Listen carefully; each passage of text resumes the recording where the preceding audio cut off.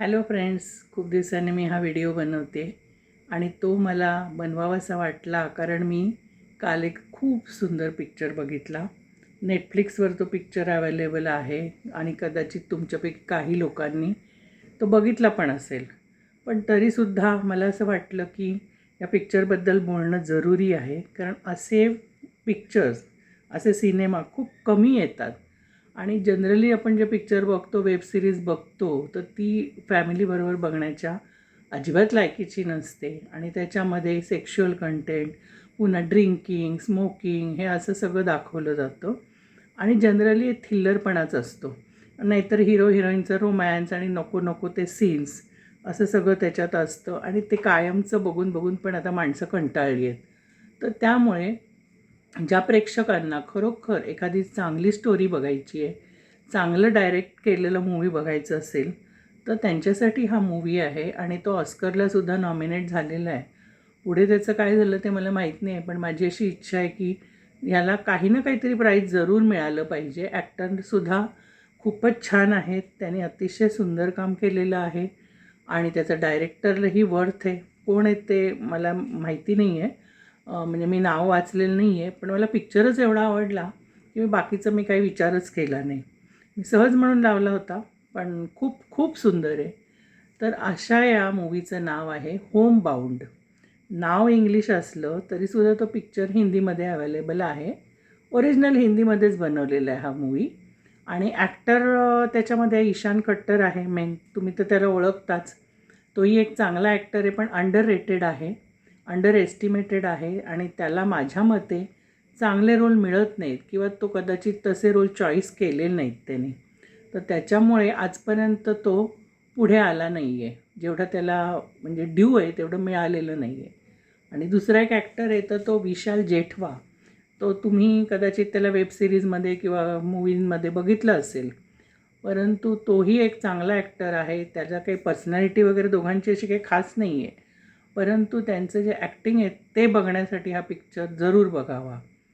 तर या होम बाउंडमध्ये 2 मित्रांची स्टोरी दाखवलेली आहे आणि कास्टिझमवर पण हा थोडा आघात केलेला आहे या पिक्चरमध्ये. आणि गावातलं जीवन कसं असतं, गरिबीमध्ये माणसं कशी संघर्ष करतात ते तर आपण बऱ्याच पिक्चरमध्ये बघतो. परंतु या पिक्चरमध्ये आपल्याला ते जास्त फील होतं. म्हणजे जेव्हा आपल्याला कुठली गोष्ट हृदयाला अशी फील होते ना, तर तेव्हा तो डायरेक्टर खरोखर ग्रेट आहे. आणि त्या पिक्चरचे डायलॉगसुद्धा खूप छान आहेत आणि एडिटिंग पण सुपर्ब आहे. म्हणजे असं तुम्हाला वाटणार नाही की कुठेतरी काहीतरी सीनमध्येच हा कशाला टाकला आहे किंवा त्याच्यात कुठलंही नाचगाणं नाही, कुठलाही काही असा म्हणजे आक्षेप घेण्यासारखं काही नाहीच आहे त्याच्यामध्ये. अगदी क्लीन मूव्ही आहे ही. तर त्याच्यामुळे मला असं वाटतं की ही मूव्ही चालायला हवी होती. ती का चालली नाही ते मला काही कळलं नाही आणि प्रेक्षकांची टेस्टच बदलली असं मला वाटतं. त्यांना नको नको ते मूव्हीज, जसं ते कांतारा वगैरे आलं होतं, इतका आरडाओरडा, इतका मारामारी आणि नुसता खून आणि हे तेच त्याच्यात दाखवलेलं. मला तर तो 1% पिक्चर आवडला नाही, पण लोकांना तो आवडला. तर हेच मला काही कळत नाही की लोकांची आजकाल विचार करण्याची प्रवृत्तीच बदललेली दिसते, त्यांची चॉईसेस बदललेली दिसते. परंतु जे सुज्ञ लोकं आहेत, ज्यांना आर्ट मूव्हीज पसंत आहेत किंवा ज्यांना खरंच काहीतरी कंटेंट असलेल्या मूव्हीज पाहिजेत, तर त्यांना हा पिक्चर नक्कीच आवडेल. तर हा होम बाउंड नावाचा मूव्ही तुम्ही जरूर जरूर बघा आणि तुम्ही कधी रिग्रेट नाही करणार की मी सांगितलं आणि तुम्ही बघितला. पण तुमचे ते 2-2.5 तास जे काय असतील ना, ते वर्थ असतील.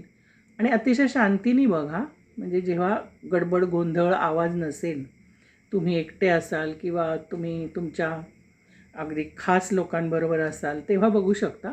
पण फुल फिलिंग्ज या पिक्चरमध्ये इन्वॉल्ड आहेत आणि बघण्यासारखाच मूव्ही आहे. काय काय घडू शकतं आयुष्यामध्ये तर ते त्याच्यामध्ये दाखवलेलं आहे. याच्यात जान्हवी कपूर पण आहे. तिने असं हिरोईनची भूमिका नाही म्हणता येणार, पण आहे, म्हणजे तिचा एक छोटा मोठा रोल आहे. आणि महत्त्वाची गोष्ट म्हणजे ह्या मूव्हीमध्ये तिला इम्पॉर्टन्स नाही आहे. तर हे 2 कॅरेक्टर जे मित्र आहेत, ईशान खट्टर आणि विशाल जेठवा, ह्यांचंच मेन काम आहे. आणि तुम्ही हा मूव्ही जरूर बघा आणि मला तुमच्या रिॲक्शन कळवा. वाट बघते मी. Good night. Have a nice time.